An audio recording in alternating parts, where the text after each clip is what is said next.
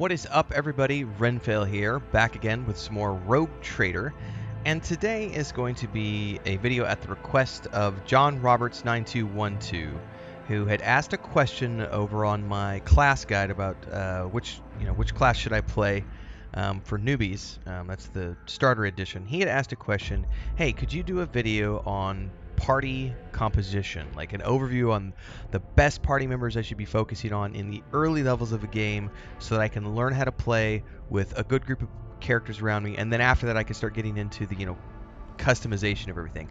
And I had a slightly different video in mind, but I went ahead and modified this to answer this question in specifics because I think it is a very good question, and there are a couple of different ways you could choose to go about this in the early stages of the game. Before we go any further, though, I have to warn anybody watching who hasn't seen the game played yet. If you haven't watched the beta and you don't want things spoiled, there are going to be some story elements that are spoiled, because in order to talk about the characters that you get, we have to talk about when you get them in order to answer this question, and that might be spoiler for some people. Now, I know Owlcat has all of the companions listed on their website if you really want to go look at the full list of companions you're going to find. But since the question was more specifically about what are some of the early characters that you can find to help you get going and what's going to be the best way to do that, I do have to talk about a couple of locations in the game. So without further ado, we're going to be diving into that. So just make sure there will be tiny spoiler elements in at least, showing where these characters can be found. So you've been warned. If you like all of that and you like the videos we go along, don't forget to like, subscribe, and hit the bell icon so you never miss an update. Daily streams happen at 5:30 a.m. and 8 p.m. Central Time. We're playing a lot of different games. The main focus for the month of December is Rogue Trader, but we're also doing Dune, Spice Wars, World of Warcraft, a lot of other first impressions, and of course the movie reviews and everything else we do on the channel. So check out the playlists, multi-streaming on Twitch and YouTube, so you get the best of both worlds. And yeah, let's actually get into the game so I can show you the character makeup that I have now. So when you first start the game, you're going to, I'm going to go ahead and open the character panel here. When you first start the game, you're obviously going to start off with your character. And then from there, you're going to go through the prologue. And during the prologue, you're going to be introduced to 3 other party members that are going to become part of your pack, so to speak, like within the first hour of gameplay. One is Abelard, who is a fighter, and the second is Idira, who is an adept, and the third that you're going to find is Argenta, who is a marksman. So if you have rolled any of these classes when you start the game, there's going to be some duplication, but that's okay because they're all spec'd a very unique way because of their roleplay backgrounds, and it'll probably be completely different than the way that you've spec'd your character. My first playthrough, I ran a marksman and kept Argenta in my group for a long time. I eventually got rid of her, but for a very specific reason, and I didn't get rid of her until I got to like level 12 or something. So don't stress that too much. So you're immediately going to get these 4 right off the bat. You've got Abelard, Idira, and Argenta. So that covers all 3 of the major archetypes right at the gate.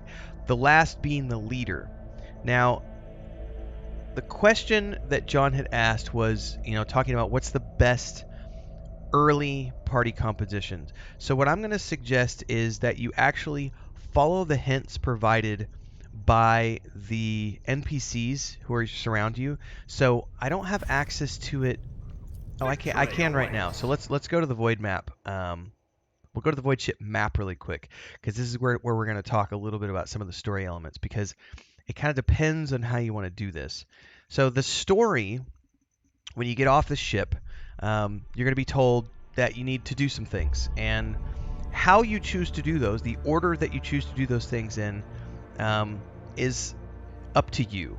Now in the beta, it's been a little buggy if you don't do it the right order according to them, but once you get into the live game, you can do this at whatever order you want. So there's 2 things to consider here. One is that if you follow the NPC's directions, which I would suggest, you're going to end up over on Rykid Minoris. On Rykid Minoris, you're going to be introduced to 2 additional characters, which I actually have in my party right now. One is a fighter, one is an adept, but they are both spec'd completely different to everybody else in the party. So it's a great way to go and get a full party right away, is to go to Riked Minoris and follow the storyline, and by the end of the planet, you will have 6 people in your party, and you'll have a really solid group. However, you still won't have a leader class in your party. And if you really want a leader in your party as that utility, you can go to Uric 5 first before you go to Riked Minoris, because on Uric 5, spoilery stuff, there's a character that you're going to meet there who is a leader class, and by the end of that, you can recruit that person to your ship and to your party, and that will give you a more rounded group, as opposed to what I would argue is a far more DPS heavy group. Is if you go to Riked Minoris first, you're going to have a very solid 6-person team that can handle just about everything that's going to get thrown at you, but it's going to be very focused on sort of DPSing your way through. If you get the leader in your party from Uric 5, you can have a little more of a balanced approach to things, which slows your DPS down, but it gives you a far more range of things that you can do in combat because of the way the leader works. And if you're not sure what I'm talking about, make sure to watch the other guide that I mentioned at the beginning of this video, which is my which class should I play guide, because we talk about the 4 archetypes: the fighter, the leader, the adept, the marksman, how each one of those plays. Eventually we'll be putting out guides that are specific to each one of those, so you can also watch the individual class guides. There's a link down below to the playlist around Rogue Trader, so just check that out at any time to get more information on that. So those are the 2 main planets. Now, I don't feel the need to talk about anything that comes after this, because everything after this is beyond Chapter 1, and the question asked was early game party composition, so that's what we're focused on here. So let's actually take a look. Go back to the back to bridge. We'll take a look at my party. This is the party I'm literally, with this playthrough, I am in the act of leaving the first planet. I don't have anything else left to do there. I had come here and we had immediately settled down on the next planet, which is the prison planet. Or excuse me, not the prison planet. We're on the satellite station, where I started off a minute ago, and we're going to rescue the leader character, who's also a navigator. So let me go back down here real quick so we can see the full party. I probably should have just gone there from the map, and I kind of spaced out.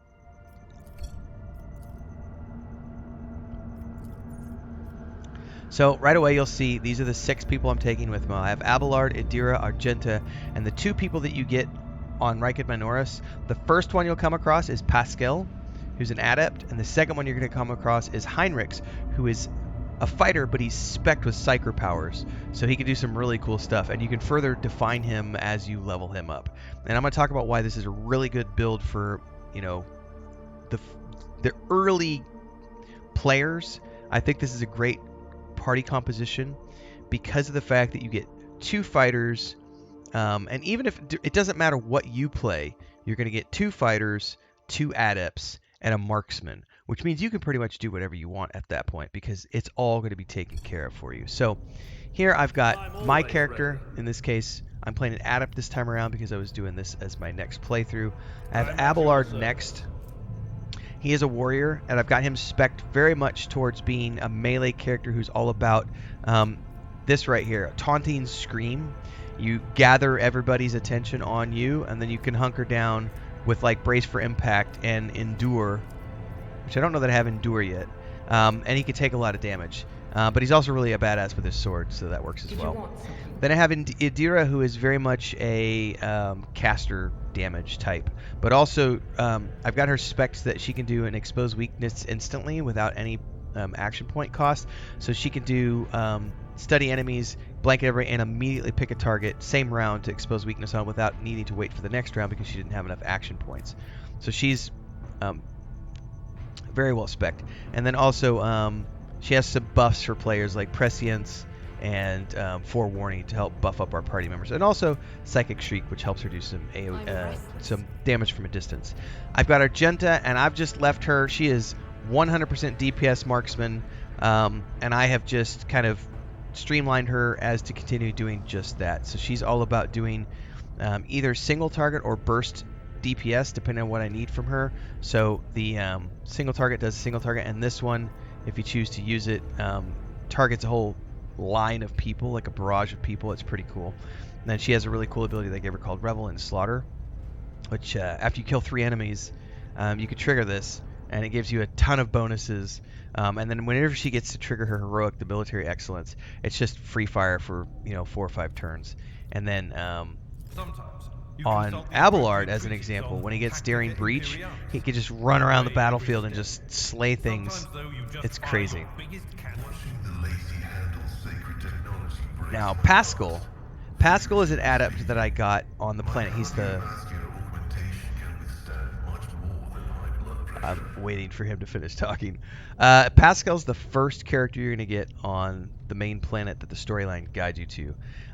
He is someone who has been sent from the Empire to deal with some stuff, and he is an adept, but he also has this amazing weapon which does this AoE and also causes them to bleed.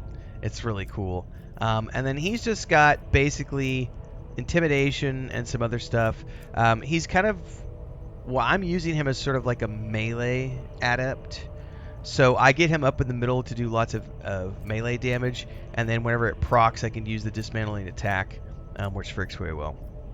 And then finally, we have Heinrichs, who is the 6th character, or the 5th that you'll find, but the 6th character total in your party, who you find at the end of the first planet. And he is someone who's been sent by the Empire as well. He is a fighter, but he has these psyker abilities like Assail, which tries to push targets to the ground. He can also do Telekinetic Shield. I gave him that. I chose to take that on my leveling up. He can also do Iron Arm to buff a tank ally, a melee ally, and he can enfeeble the enemies around him. So he's spec'd in the biomancy aspects of psychers and adepts. So it's kind of cool because I have 2 different fighters, 2 different adepts, and in this case I have a 3rd adept because he's my character, and then of course I have a Genta. So to get you going, this is a great makeup, because what it allows you to do is you can split your party in any given scenario when you have overwhelming forces. Like there was one fight, I think it's the Aurora Big Bad boss fight, which I have up as its own episode. When you start the fight, you have a bunch of enemies coming in from the left and a bunch of enemies coming in from the right. The easiest thing to do is you take 1 tank left, 1 tank right. Actually, it'd be 1 tank left, 1 tank right. Well, I'm backwards for you guys, so this is my left, this is your right. Whatever. You put 1 tank in each direction, you put 1 adept in each direction, and then you can put, whoever. Put your marksman in this direction, and whoever's your other person over here. And you split the party into these 2 mini groups. Those 2 fighters at the front lines are going to be able to handle anything that comes their way, and then everything else at that point is backup DPS and heals is as necessary, or chucking grenades and stuff. So I would highly recommend you just follow the main storyline in the order that it's being suggested to you by the NPCs, and you will get this party within your first few hours of gameplay. After this, my personal suggestion, quick commercial break, everyone, to celebrate and give thanks to all of these amazing people who keep me on the air full time. Really appreciate the support. All you got to do is join as a member. You get access to private videos. You can also do super thanks on any upload, or super chats and stickers on any live stream or premiere you see. And beyond that, don't forget we're multi-streaming over on Twitch now, so you can support over there as well. Thanks so much to everybody. Let's get back to the video at hand.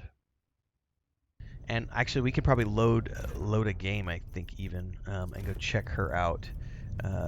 Over here, let's load this game. I would suggest that when you get to the prison planet and you rescue the leader, if you want more nuanced gameplay, where you have a little more control over the things that are going on in the battlefield, because you have a leader in your party who can kind of control things the way that they do with that class, I prefer this particular group scenario, whereas I have her set up with me, so she can do all sorts of crazy stuff as a leader. So for me, my personal preference would be this, and so when I play the game, I'll be going to get her first, and then I'll go to the planet. And what I've chosen here is I got rid of Argenta, because I am a marksman on my main character here. So this is probably going to be the build and the makeup that I play through with when I go play the live game. But I might just go straight for the main planet just to get Heinrichs in my party, come out, go to this planet, and then I have 6 to go rescue her And then once I've got her in my party, I'm good to go. Now, I can't speak to the rest of the party members that you get because that's a whole nother topic and a whole another bag of worms, but this should be enough to get you out of the gate as a new player. So this is sort of, like the beginner's guide to the party members you're going to meet and the early game party composition that'll get you going. So hopefully that answers your question, John Roberts. Thanks for asking it. And for anybody else, anytime you put a question in a YouTube comment, I will read it and answer it. I answer about 99% of everything comes through, and occasionally I'll pick things to be featured in videos just like this. So continue asking, and I will continue showcasing from time to time. Don't forget to like, subscribe, and hit the bell icon if you found this guide usable or enjoyable, useful, I should say. And don't forget, we stream every single day at 5:30 a.m. and 8 p.m. Central, multi-streaming on YouTube and Twitch. YouTube's the main channel. Guides go out multiple times per day.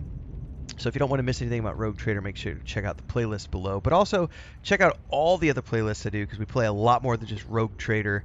There's a Discord if you want to come hang out. A bunch of other stuff that happens between the different places here. So thanks for following along. Stay safe, everybody, and until next time, happy gaming.